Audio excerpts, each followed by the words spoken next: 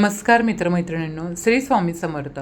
प्रस्तुतीपासून 5व्या दिवशी जन्मदा नामक देवता, ज्याला आपण जीवती किंवा जिवंतिका पूजा करणं असं म्हणतो, जन्माला आलेल्या बालकाला कुठलीही बाधा होऊ नये व त्याला आयुष्य आरोग्य लाभावं या हेतूनं शास्त्राने षष्टीपूजन करण्यास सांगितलेलं आहे.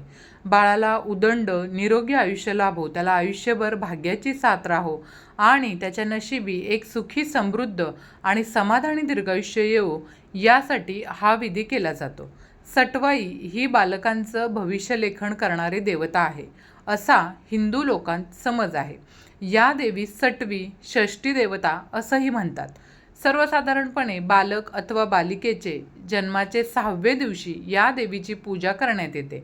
असा एक समज आहे की सटवाई देवी ही कोणत्याही रूपाने येऊन त्या बालकाचे विधिलिखित लिहिते.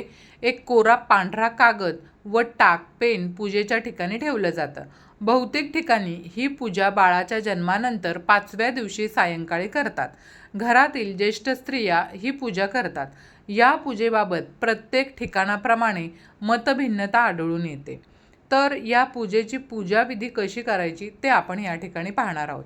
तर बघा, एका सुपामध्ये किंवा दगडी पाट्यावर मांडणी करतात.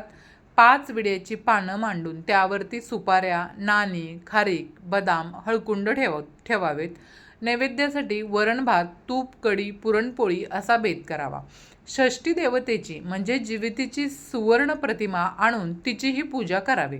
प्रथम गणेश, जीवती, सटवाई व शतगर्भा या देवतांचं आवाहन करावं. त्यांची पंचोपचार पूजा म्हणजेच गंध, अक्षदा, फुलं, धूप, दीप, नैवेद्य दाखवून पूजा करावी. जन्मपत्रिका बनवून घ्यावी. लेखनीचे व पत्रिकेचे पूजा करावं. कणकेचा मोठा दिवा बनवून रात्रभर तो तेवत ठेवावा. छोटीशी सुवर्ण प्रतिमा काळ्या धाग्यात बांधून बालकाच्या गळ्यामध्ये बांधावं.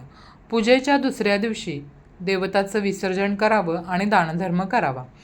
तर ही माहिती तुम्हाला आवडली असेल अशी अपेक्षा करते. आवडली असेल तर चॅनलला लाईक, शेअर, सबस्क्राईब नक्की करा.